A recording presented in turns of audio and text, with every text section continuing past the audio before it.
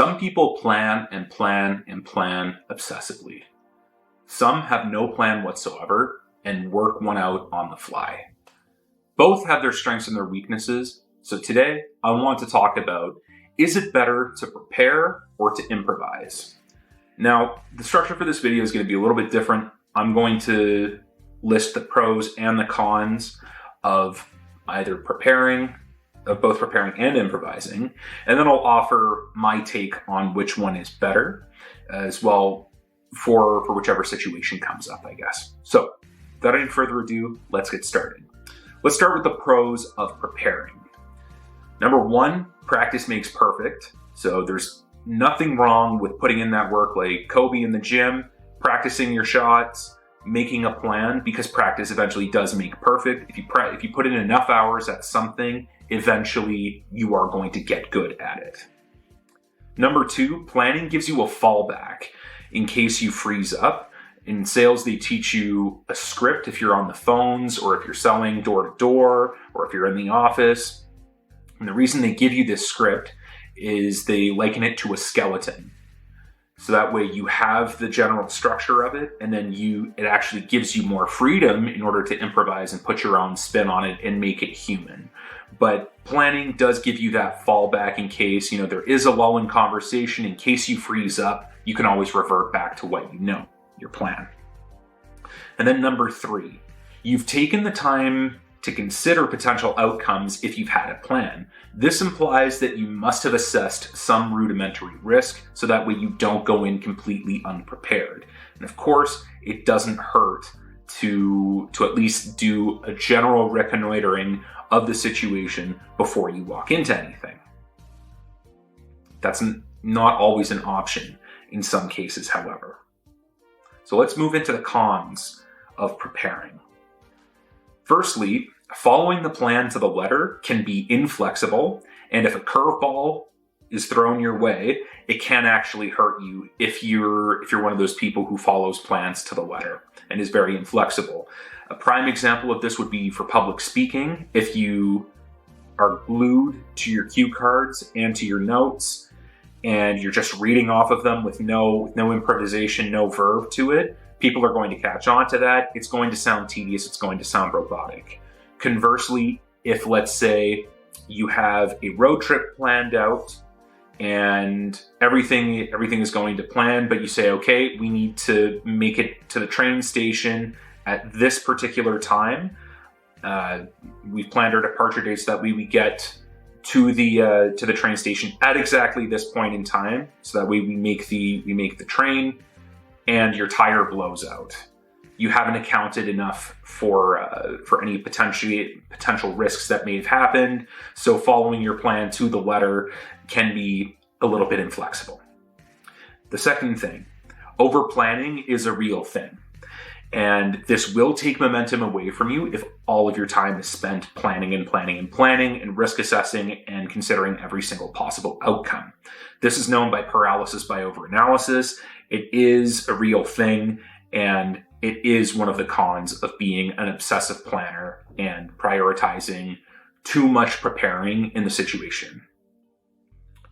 Number three, and this sort of links into number two, which is planning and preparing does require time that could be spent actioning items. This does improve as your planning skills develop. And of course, the more time you spend planning, the better you get at planning. So it's a con with a small c. Now that we've spoken about the preparing aspect, let's go to its opposite, which is improvisation. So here are the pros of improvisation. You have more creative freedom to come up with solutions, and you're not constrained by plans made beforehand. You're essentially unshackled by anything that comes your way, and there's just raw creativity flowing through you. Number two, you're much, much more flexible when unexpected events occur. So essentially, one's plans cannot be disrupted if one did not have a plan to begin with. So again, you're able to essentially operate on the fly and potentially turn that stumbling block into an advantage. And number three, which is really the the main pro, I would say, of it, along with the creative freedom aspect, is you're quicker to action items. So you've spent less time preparing and planning and assessing risk, whereas you said, okay, you know what, let's just bite the bullet, let's run out the gates, and let's get this stuff done. Of course, improvisation doesn't come just with pros. Here are the cons of improvisation as well. Firstly being it's a very reactive state, which leaves you at the mercy of outside stimulus in order to perform. I liken it to akin to a cattle prod. A cattle prod is that curveball that comes in, and if you're better at improvising, then you almost need that shock stimulus in order to start to perform, which cannot always be a good thing.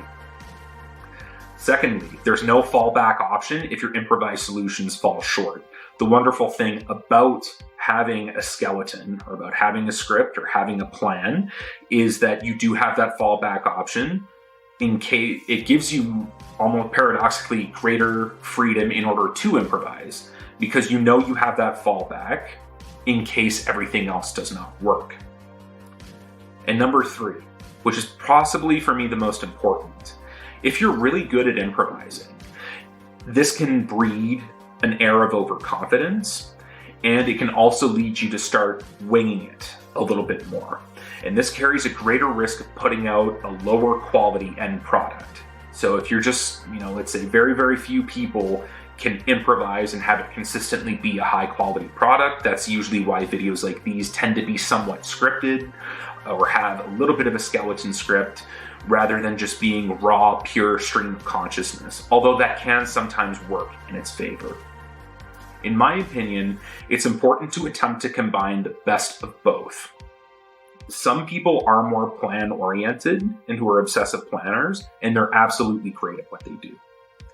Others prefer to improvise and not to be burdened down by minutiae, and they rather prefer to be put in medias res, in the middle of a situation, and to operate and create their own plan on the fly. I also think that it really does depend on the task at hand. Of course, if you're going to travel across countries, it is really nice to have a travel itinerary, hence why we usually tend to plan travel. At the same time, if it is overly planned, you do tend to lose that aspect of spontaneity that most people would perhaps look for on a vacation.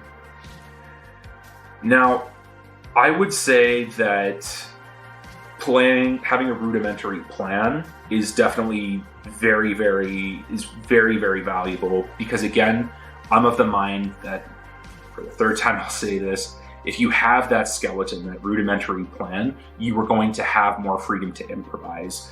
I have tended to do stuff on the fly for, ever since I was young. Planning wasn't necessarily a feature of my personality or of my, workflow until I got a little bit older. And when I came up against a couple of curveballs that were thrown at me that my improvisational skills could not handle, which is why it is important to take a quick little reconnaissance of the situation that you're about to tackle, and at least make even if it's a quick little jot note of a plan, in order to know, okay, I'm not going into this blind.